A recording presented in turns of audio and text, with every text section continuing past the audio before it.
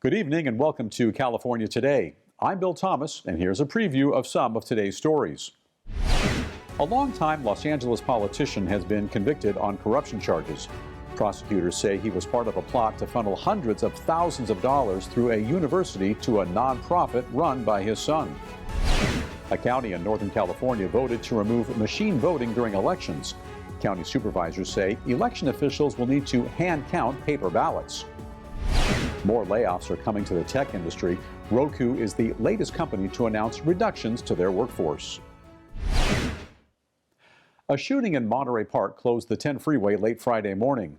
Authorities said an investigation is now underway after officers shot and killed a suspect around 10:30 a.m.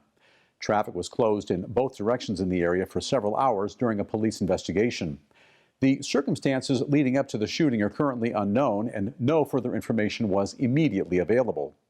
Earlier this year, Monterey Park faced another shooting during a Lunar New Year festival, and that left 12 people dead, including the shooter.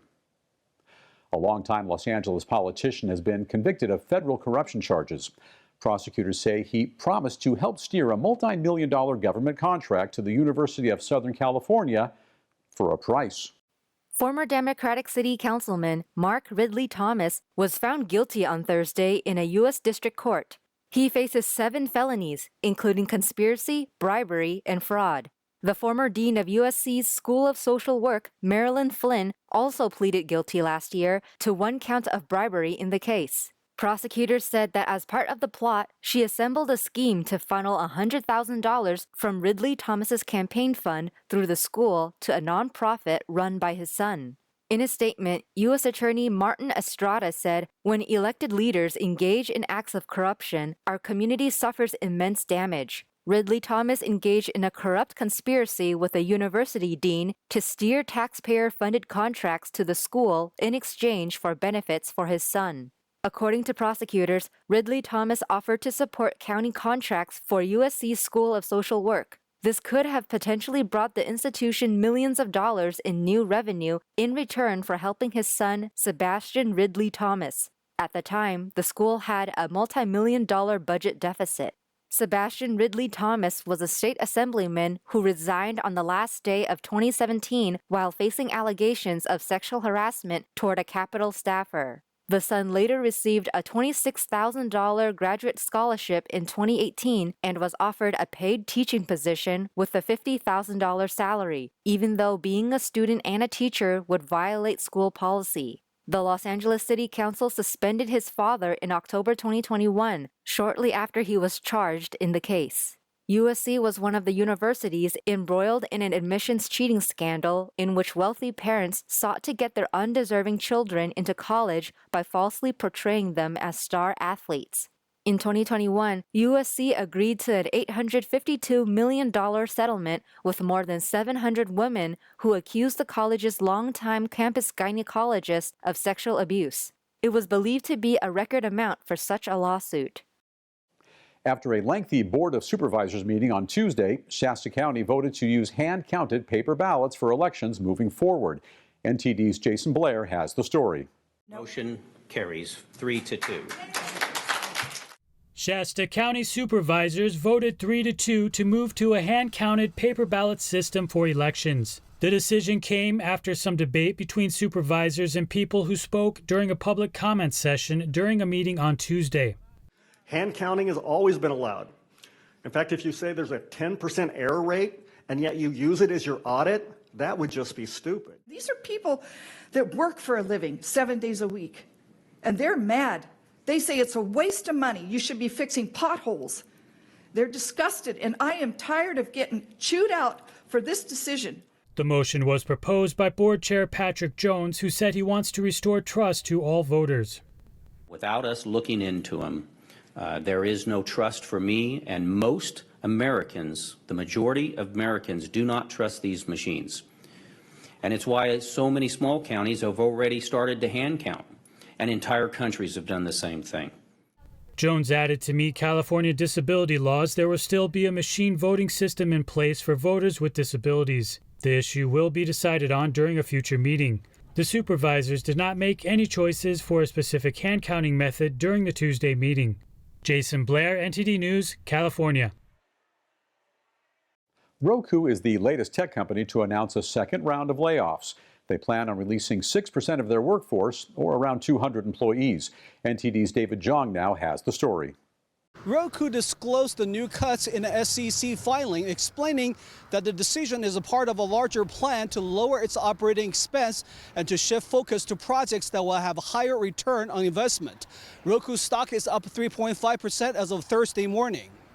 Roku had already cut 200 jobs last November in the United States. Other tech giants such as Meta and Amazon also reduced the headcounts in recent months, bracing for a potential economic downturn amid rising borrowing costs around the world. According to data from Challenger Gray and Christmas Incorporated, a Chicago-based career transition services company, job cuts in U.S. tech sector hit 63,000 in the first 2 months of the year. Roku had about 3,600 full-time employees as of December 31st of last year. The company is expected to spend between $30 to $35 million for restructuring. The company also announced its intention to close its current unoccupied sublease office locations. Earlier this month, Roku said it had about $487 million, or 26% of its cash and cash equivalents in deposits with the failed Silicon Valley Bank. But the company didn't say that it had anything to do with the latest layoff. David Zhang, NTD News, Santa Clara, California. Speaking of job cuts, a satellite launch company is planning to lay off almost its entire workforce. The company says they've struggled to secure funding for 3 months after a failed mission back in January. According to a Friday filing with the U.S. Securities and Exchange Commission, Virgin Orbit will cut 675 jobs, which is about 85% of its workforce. Earlier this month, the Long Beach-based company said that it was pausing all operations amid reports of possible job cuts. At the time, the company confirmed that it was putting all work on hold, but didn't say for how long. In January, Virgin Orbit launched the first satellites into orbit from Europe, but failed after a rocket's upper stage prematurely shut down. It was a setback in the United Kingdom, which had hoped that the launch from Cornwall in southwest England would mark the beginning of more commercial opportunities for the UK space industry. In February, the company said that an investigation found that its rocket's fuel filter had become dislodged, causing an engine to become overheated and other components to malfunction over the Atlantic Ocean. Virgin Orbit has completed 4 successful satellite launches so far from California, ranging from a mix of commercial and U.S. government defense uses. In a regulatory filing on Friday, the company said the job cuts will occur in all areas. It expects about $15.5 million in charges related to the job cuts. The majority of the charges take place in the first quarter. The company anticipates $8.8 million in severance payments and employee benefits costs and $6.5 million in other employee-related costs. Virgin Orbit says it expects to finish the job cuts by Monday. We'll take a short break now, but here's a look at what we have for you when we come back. A new tax will soon go into effect for property owners in Los Angeles. Top real estate agents say LA's super rich are racing now to sell their multi-million-dollar properties. Meanwhile, in Orange County, home buyers are struggling to find available properties. The county is now the most competitive rental market in the state. And a family-owned restaurant has served customers for a whole century. And for its 100th birthday, the city of Los Angeles held a special celebration. That and more coming up here on California Today.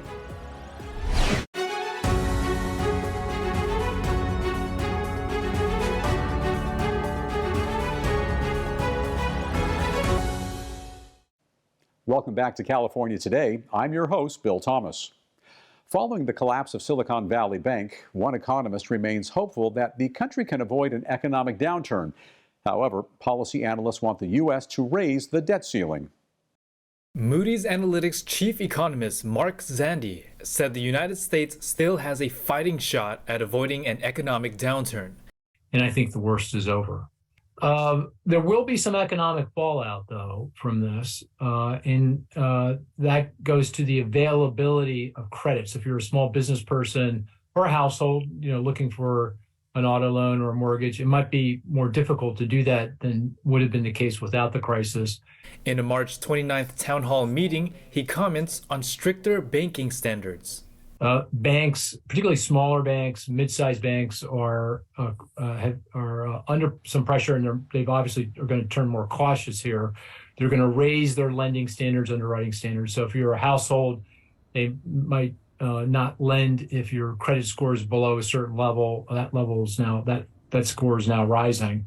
However, recent banking turmoil could accelerate the urgency of raising the debt ceiling. That's according to Brian Gardner, Chief Washington Policy Strategist at Stifel Financial Corporation. Raising the debt ceiling is something Zandy and U.S. Representative Mike Thompson is advocating for, despite Congress not reaching a conclusion yet. We have got to raise the debt ceiling. Do we need to reevaluate how we borrow money, how we spend money? Absolutely. That's an ongoing issue. When times are good or when times are bad, we need to do that. And that shouldn't happen just when it's time to raise the debt ceiling. The banking crisis caused both Silicon Valley Bank and Signature Bank in New York City to go bankrupt. But despite all of the challenges in the economy, including high inflation and interest rates, Zandy believes the economy is showing resilience. David Lamb, NTD News, California. Speaking of the economy, some of LA's top real estate agents say the super rich are racing to sell their multi-million-dollar properties, and that to avoid a new tax which goes into effect tomorrow. NTD's Andrew Thomas has more. Starting in April, LA's mansion tax means owners are taxed 4% when they sell properties worth $5 million or more. And LA properties worth $10 million or more are subject to a 5.5% tax. It doesn't apply to other cities in Los Angeles County. A real estate agent who's on a Netflix series says the tax is bad for business. The markets are having a very difficult time. Real estate's having a very difficult time because of inflation and because of high interest rates. It's just the worst possible timing. It's really, really devastating for the community.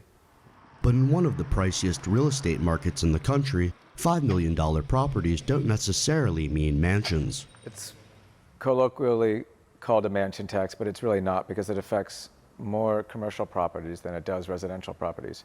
And it affects any residential property or commercial property over $5 million, not exactly a mansion in Los Angeles.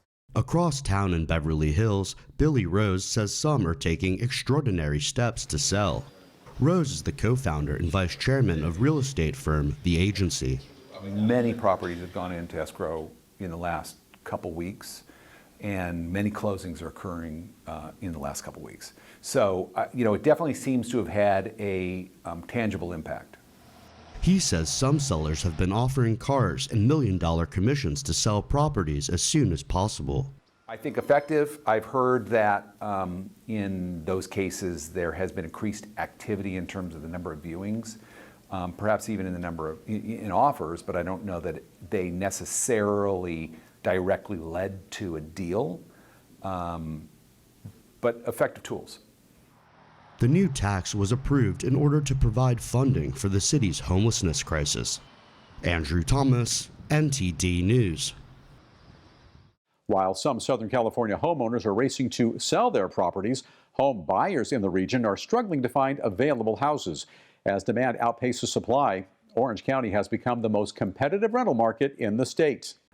Residents of Orange County faced the most competitive rental market in the state in 2022. That's according to Rent Cafe, a nationwide internet listing service specializing in rental houses and apartments. It analyzed the markets by measuring the number of days rentals stay vacant, among other factors. The numbers put Orange County on top for the Golden State, with the San Diego coming in at second. The current average rental price for a one-bedroom apartment is about $2,300. Analysts at Rent.com rated the cities of Anaheim, Santa Ana, and Irvine as having the toughest rental markets for renters in Orange County. Meanwhile, Los Angeles County, the state's largest county by size and population, was split into 3 geographic areas for the study. East LA ranked 5th, North LA ranked 7th, and West LA came in 10th out of the state's 12 regions. Notably, the San Francisco Peninsula encompassing counties around San Francisco saw much less competition. According to Rent Cafe, Orange County tops the list in California and also scores high nationally, sitting at 8th. North Jersey is currently the hottest market in the country. A restaurant in Los Angeles has served customers through the U.S. Prohibition, early Hollywood glamour, and into the 2000s. And this year, the family-owned business is celebrating their 100th anniversary. NTD's Jackie Rios learned about the restaurant's history and story from the current owner and family members. The legendary Mexican restaurant El Cholo was honored by the Los Angeles City Council and the Los Angeles Department of Transportation today. El Cholo was Los Angeles' first Mexican restaurant. Ron Salisbury, the owner of the restaurant chain, is also the grandson of its founders. There's 100 years behind me, and some amazing, wonderful things have happened. And it's almost a lifetime. And there's so many good things that so many people have. Yeah, it's really wonderful now to take the time and look back and see the people that come through my lives, the wonderful things that happen, the people I've met. The 90-year-old said his grandparents were very special and impactful to him. He leaves his business to the younger generation. His son, 35-year-old Brendan Salisbury, is the CFO of El Cholo's family of restaurants. We're trying to make this year a celebration, and this is just one part of the celebration to honor the past and, still have fun in the present right now. It's somewhere you're going to get good food, good service, and it's a staple in our community. I'm really proud to be able to participate in naming this square. What do we have here? Are these one of the classics for El Cholo? Yes, was one of the most popular food we have. Actually, this is something new we have here, the mole enchiladas with the chicken inside and a specialty, the cilantro rice. It's really good. The name El Cholo refers to what the Spanish settlers in California called their field hands. And now the restaurant has become a place of comfort for people from all walks of life. I was introduced to El Cholo by Jack Nicholson in 1969. He brought me here. And even though I'm from LA, I had never been to El Cholo. And he said, this is the restaurant that kept me alive when I was a struggling actor. I've been with El Cholo for 25 years. The family that I work for, the Salisbury family, it's a good family to work for. They're good people. We love them. And they care for the employees and they care for their guests. I believe in our restaurants that we are another school. People go to schools, and they come here. It's our obligation, more than just to give them a job, our obligation to teach them how to be better people. We have a reading program. I have a lot of books that I have read. I put in a reading program, and we encourage them to read the books, and I pay them for reading the books, and then write me a paper what they have learned from the books. And we hope I want them to leave here better people than when they came. As part of the celebration, the city renamed an intersection to Alejandro and Rosa Barquez Square to honor the restaurant's founders. In addition, the restaurant is launching their charitable gift campaign benefiting pediatric cancer research. They will donate the money to LA Children's Hospital and Orange County's Children's Hospital. Jackie Rios, NTD News, California. Now to NTD's Carlos Reyes for an update on sports.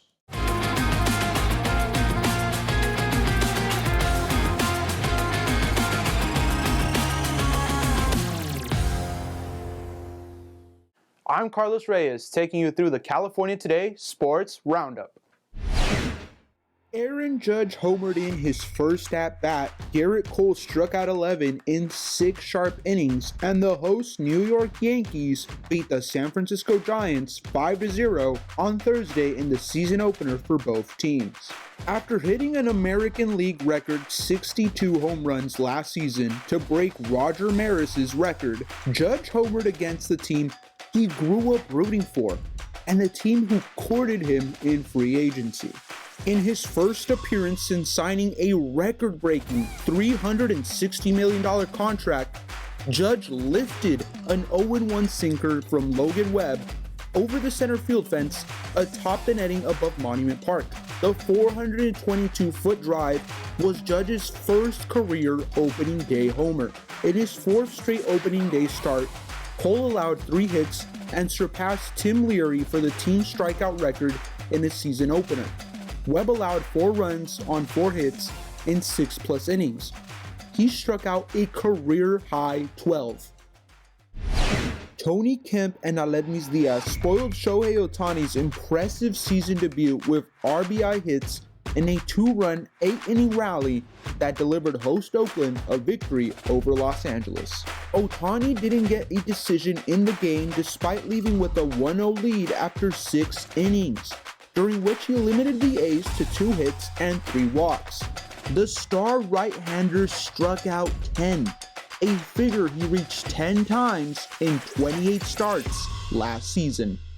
Rookie left-hander Kyle Muller, making his A's debut, kept Oakland within striking distance, allowing just 1 run in his 5 innings, setting the stage for his teammates' late heroics. Angels lefty Aaron Loop took the loss while the A's 4th pitcher, Trevor May, worked a scoreless 8th for the win. A's 2, Angels 1. The San Jose Earthquakes are currently enjoying a fantastic start to the season, having gone unbeaten in their first encounters at home.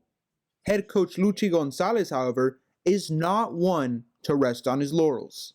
Streaks are an afterthought or end result or a byproduct of a process. So for me, we don't use that type of word in our daily work and progress and objectives. It's just take it one day at a time. Let's be present in today's training, work on these things that we want to improve from the last game and going into the next opponent.